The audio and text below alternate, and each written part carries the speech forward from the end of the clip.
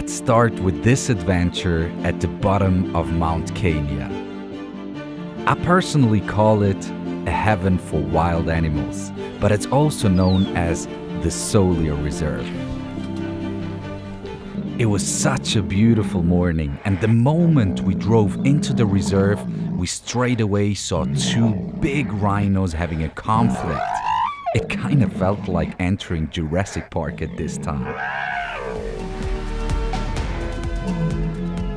Shortly after this impressive encounter of the two rhinos, not far away from them, we heard some scary noises out of the long grass. It was the king of the animal kingdom mating with his queen. Did you guys know that during the mating season, when the females are receptive, which means they're ready to have babies, the male, the king, will pick and choose his favorite female and separate himself from the bride for about 3 to 4 days. During those 3 to 4 days of separation and privacy, they will mate every 20 to 30 minutes. That basically means they're having sex up to 50 times a day. Whilst we were witnessing this loving and beautiful moment between the lions, we all of a sudden realized we are being observed. This is actually our very first early morning here in the Solio Reserve. We already spotted 2 mating lions, which we observed for about a half an hour, and now we came across a big troop of baboons. Now, did you guys know that baboons have a very similar social behavior like spotted hyenas? This is why I personally believe that they are super incredible and fascinating animals. Also, I bet you didn't know that a baboon male can grow his canines up to the size of a lion's canine. This is pretty crazy, isn't it? And another super interesting fact about these specific baboons is that they are known for hunting small gazelles. That's pretty crazy.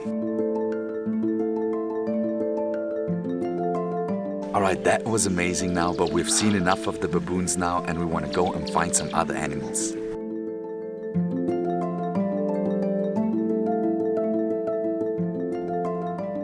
Later this day, I had the honor to meet the people behind Solio. They're doing such phenomenal work, and I learned a lot about the history of it, as well as the future plans of them. With a profitable business, but rather with conservation efforts directly for the animal. The Solio Reserve is also known as the paradise for rhinos. I also had the pleasure to meet an incredibly dedicated rhino specialist. Rhinos are not aggressive. If I invade your personal space, you will go like this, push me away. So that's exactly what a rhino does. My name is Felix Patton. I'm from the UK. I spend my time identifying individual rhinos in places where people don't know how many rhinos they've got, and then documenting their behavior. He told me some of the most extraordinary stories out of his experience with rhinos. Of a branch to pull myself up, and the branch snapped and I fell flat on the back on the floor. But I was lucky because this rhino, it knew it was me when I fell on the ground, so it turned around and walked away. But not only that, to be honest, it was so enriching and enlightening and fascinating to exchange with a person who has been in the field of conservation for so many years. And there is always something new to learn. Look at this, guys. I'm sitting here right in front of a huge heap of rhino dung. Now, there's actually quite some interesting things and facts to know about that. In this conservancy here, we've got 2 different rhino species. The black rhino, who's a browser, and the white rhino, who's a grosser. Now, in order to be able to find out what kind of rhino did that, we can only look at the poop and say, okay, we only see gross in here, so that means that must have been a white rhino. Because if it was a black rhino, you would see whole branches and stuff like that in it, which is here not the case. Now, there is another very interesting fact which I didn't know myself before. This here is a rhino toilet. That's a huge place where all the rhinos gather and do their business in. And why do they do that? They actually do that in order to be able to communicate with one another. Because a male would maybe approach this area in order to do his business, sniff on the other dungs, and like that he can identify the females which are in heat and ready to mate, and also identify the other rhinos in the area, so he knows who he's dealing with. Now, if we talk about rhino toilets, you actually call them midden. Alright, now let's move on to one of the most dominant and impressive inhabitants of the African savanna, the African buffalo. Did you guys know that even though they can reach a body weight of 1,000 kilograms, which is 1 ton, they can run up at speeds of 60 kilometers per hour, which is roughly 35 miles per hour. Isn't that incredible? They usually live in herds of up to 500 individuals, but during rain season in the Serengeti, that number jumps up to thousands of individuals in one herd. Having already said that they are very dominant and known to be aggressive, African buffaloes kill more hunters a year than any other species. Alright, now let's move on to a little bit a more friendly and laid-back companion of the African savanna. We are speaking about the West African giraffe.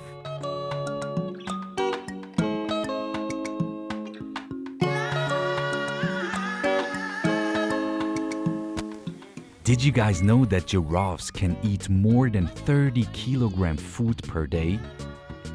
They are mainly browsers, which means they are eating leaves and buds on trees.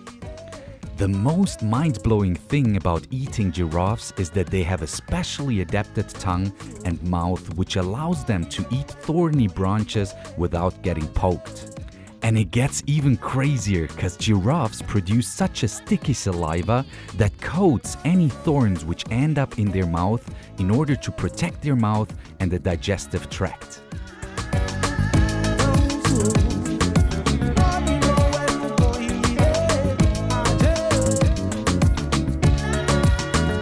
And now I'm quickly testing your attention.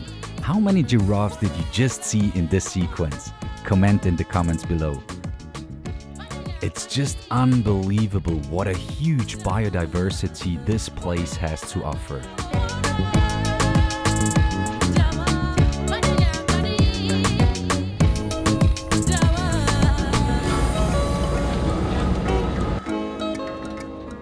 Slowly but surely, this beautiful day came to an end. And as the sun was setting and we thought we're done, we spotted something which immediately reminded me of my animal family back home.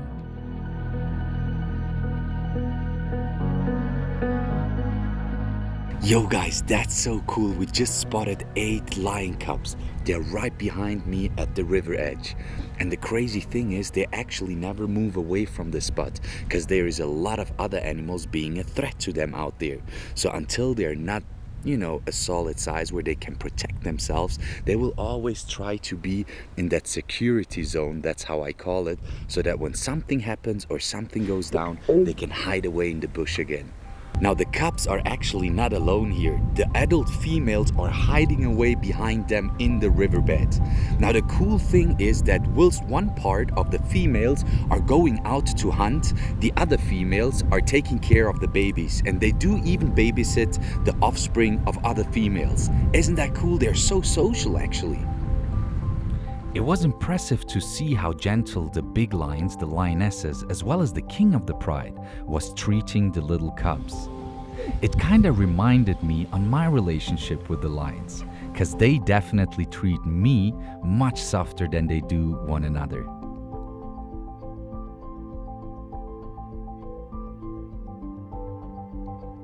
So now the magical time at the Solar Reserve has come to an end. And we will definitely be soon back again.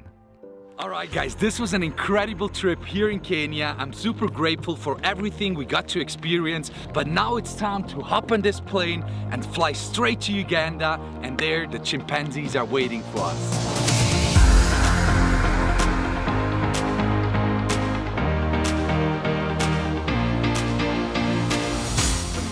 All right, welcome. My name is Dean Schneider. I'm gonna be your co-pilot today. The flight is gonna be around 25 minutes.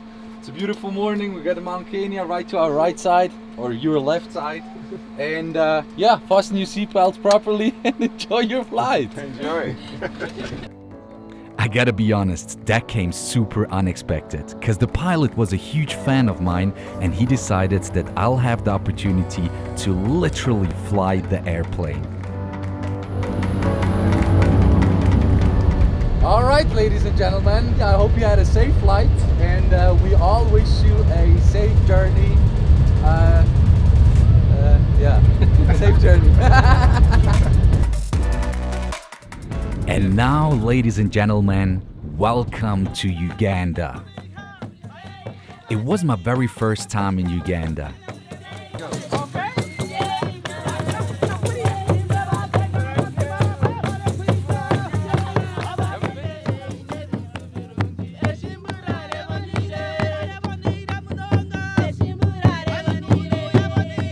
I didn't know much about Uganda before, but I can promise you guys, the day I arrived, I was overwhelmed by the positive vibe and the beauty of this country.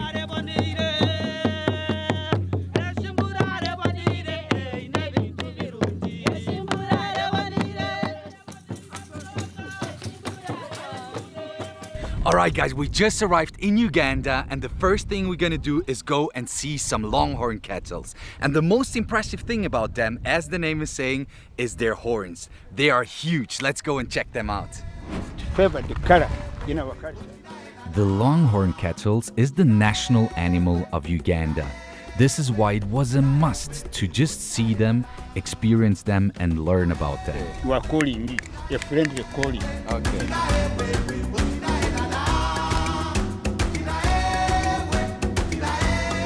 So the crazy thing about those huge horns, and they are actually pretty small, we got some much bigger over there, is that they're actually empty inside and only the last part is solid. But from here down to the actual forehead, Yes. they're completely empty. It's like a shell. There is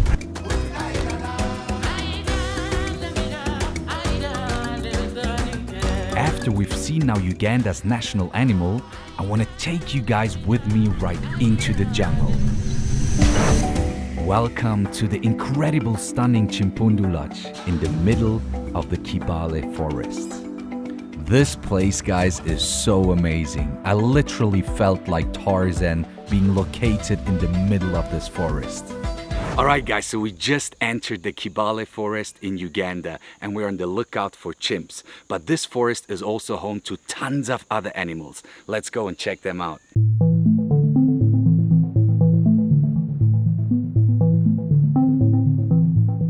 Wow guys, check this out. We got some chimpanzee poop here and it looks pretty fresh, so I believe they must be somewhere close to us. The time has come. Not even 20 meters after we spotted that poop, we found the actual chimp up there on the palm tree. And this is my very first time in life I spotted a chimp in the wilderness of Uganda.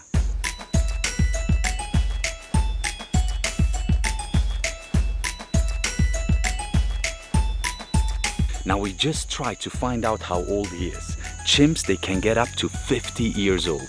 And looking at his physics, we believe he will be between 10 and 15 years. Now the chimp we just spotted right now belongs to the Kanyantale chimp community. Now the community was named after the lions which used to live here before the forest took over.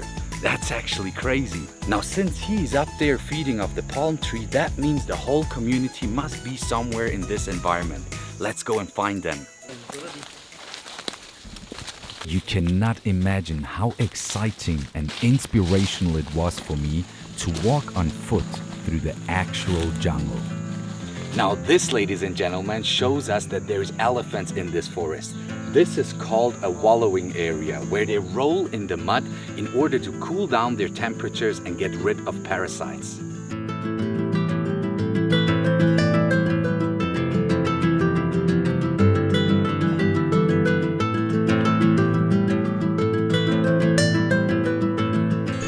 Here's another sign that tells us that the chimps are very close. This fruit is called Saba Florida, and is very tasty not only to chimps but also to us humans. And then the moment has come.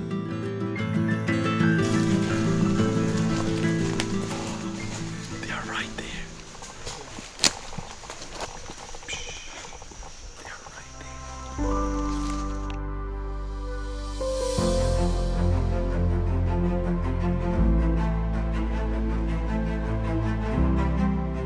Wow, I don't know how to put it in words. But to be around these animals so close in their natural habitat, to follow them through the dense jungle and observe them so close up, that was one of the most, literally most amazing experiences I've ever had in my life.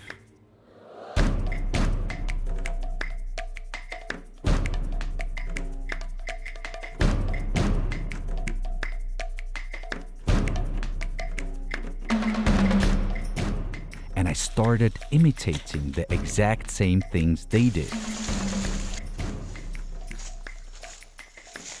Alright, so currently we're all on the lookout for food.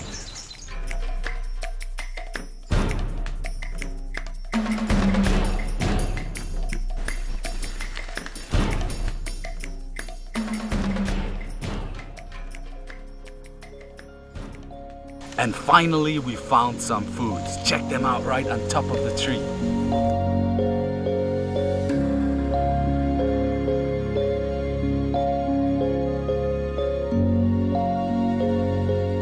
Now, a very interesting thing about their social structure is that it is set up into 5 levels. We've got the alpha male who has all the rights and is prestige to everybody else. Then we have his deputy, the beta male. Then we have the highest ranking males, the middle ranking males, and the low ranking males. And this is the structure. After all the males, you'll find all the females in an individual structure again. Now, if you observe them while feeding, you can see that the higher ranked males, they can get higher in the tree and with that get the sweeter fruits.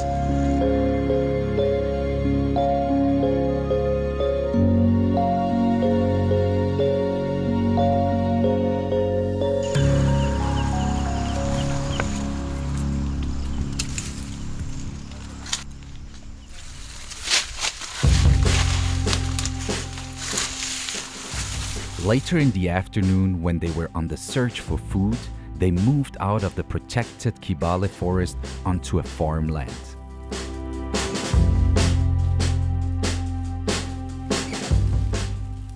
It was so impressive and fascinating to see them eat, especially the reed, how they peeled it off completely in order to get to the enjoyable inside.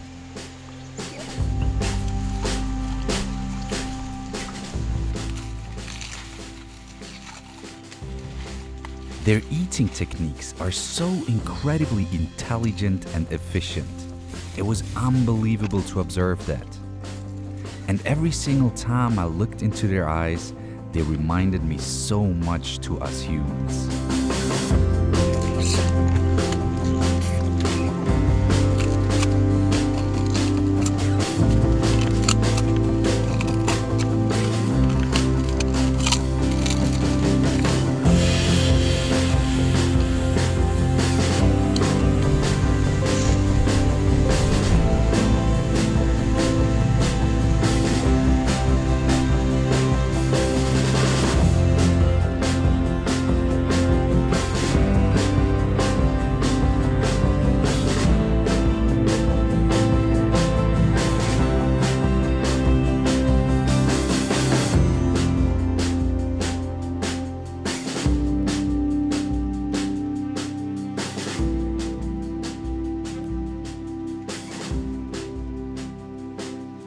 After this satisfying and delicious lunch, they headed straight back into the forest.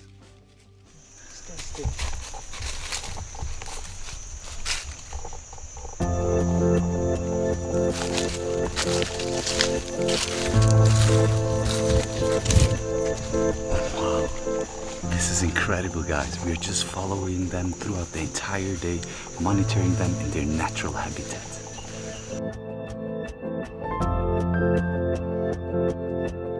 After After this entire day spending with them, they felt so comfortable with us that they even took a nap on their back, exposing their most vulnerable part, the belly part, to us. And now is siesta time. Some of the group took a little nap, whilst others took a little, let's call it dessert, in the canopies of the forest.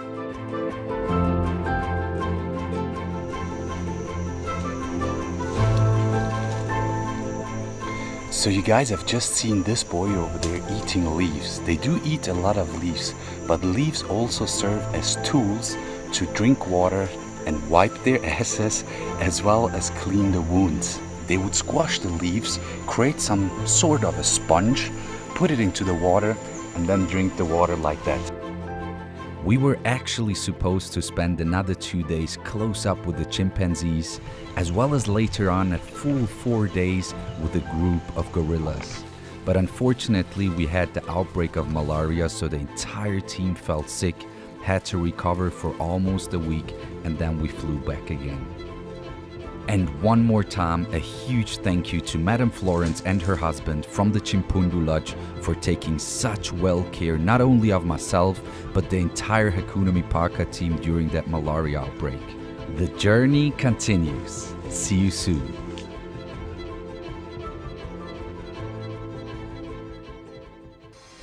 I hope you guys enjoyed this video, and if you want to see what's next, then make sure to subscribe my YouTube channel right now. And if you want to see more content, you're so welcome to follow my other socials as well. Thank you so much for watching, and see you guys later.